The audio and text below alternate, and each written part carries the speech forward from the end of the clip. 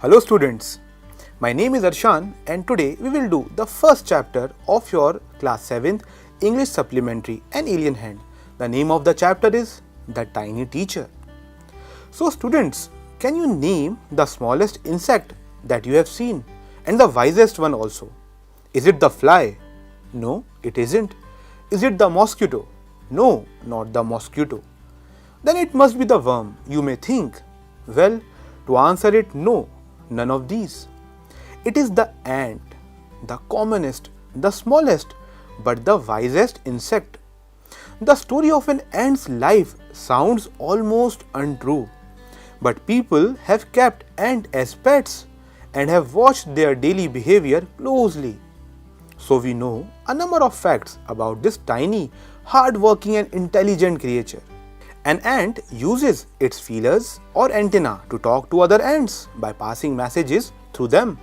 Watch a row of ants moving up or down the wall. Each ant greets all the others, coming from the opposite direction by touching their feelers. There are many kinds of ants. The commonest among them are the black or red ones. We have seen them since we were children, but we haven't paid enough attention to them, right? So, have you ever thought, where do they live? Well, to answer this, they live in their comfortable homes called nest or ant hills. Each has hundreds of little rooms and passages. In some of these rooms, the queen ant lay eggs. Others are nurseries for the young ones called grubs. Workers have their reserved quarters as well. They spend most of their time searching for food. Soldiers have separate barracks. No worker has ever tried to live in a soldier's house. No soldier has ever gone out searching for food. So, no worker or soldier or cleaner has ever harmed a grub. So you see, an ant's life is very peaceful. Each does its share of work intelligently and bravely and never fights with other members of the group. So, we have got to learn about a lot of interesting facts of the ants. Now, let us do a comprehension check, students. In the comprehension check, the first question is, the story of an ant's life sounds almost untrue. The italicized phrase means, first, highly exaggerated. Second, too remarkable to be true. Third, not based on facts. To answer this, students, the correct answer is second one, too remarkable to be true. Now, the second question, that is, complete the following sentences. The first sentence is, an ant is the smallest. Rest is then a blank.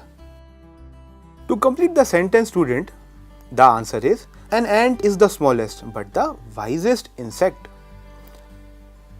Going on to the second option, that is, we know a number of facts about an ant's life because for this question, let us recall that we have learned that some people have kept ants as their pets also, and hence we know what we know about ants today.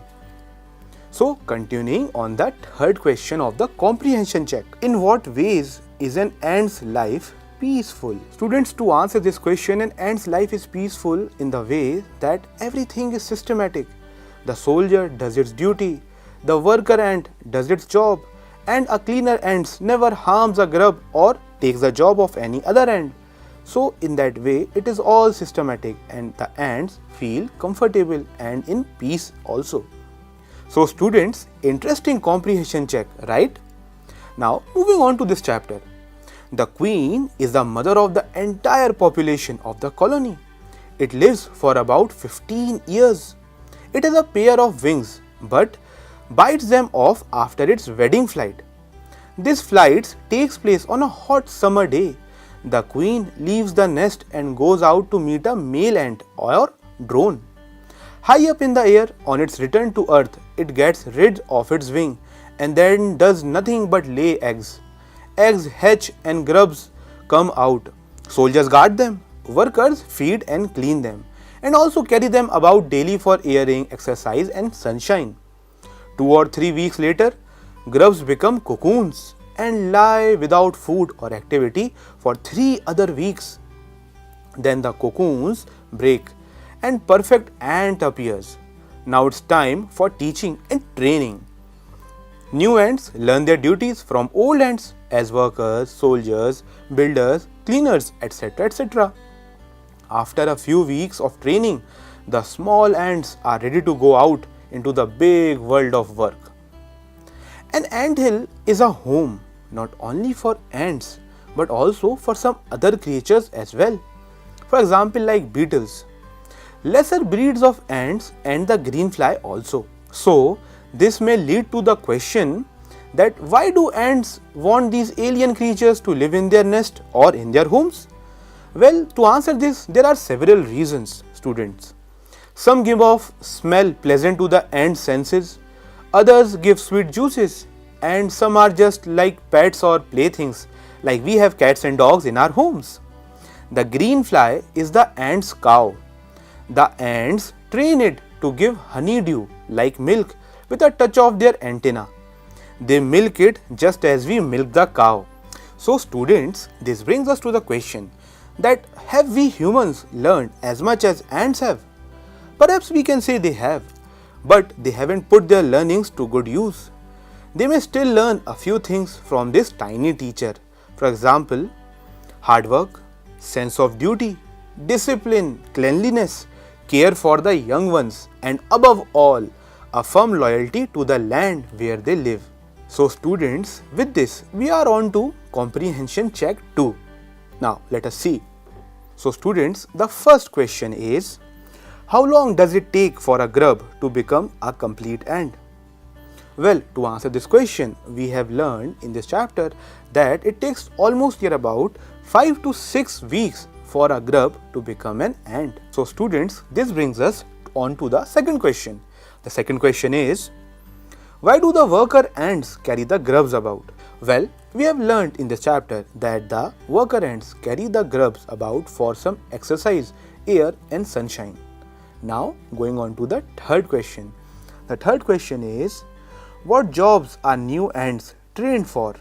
Well, to answer this question, students, the new ants take up the jobs like of a soldier, of a builder, of a cleaner, etc.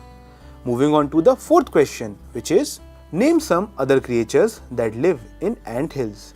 Well, students, we have learned this in this chapter that some other animals are there in the ant hill as well, like beetles or greenfly. Now, moving on to the fifth question. Mention 3 things we can learn from the tiny teacher. Give reasons for choosing these items. Well, students, we have a lot to learn from this tiny teacher.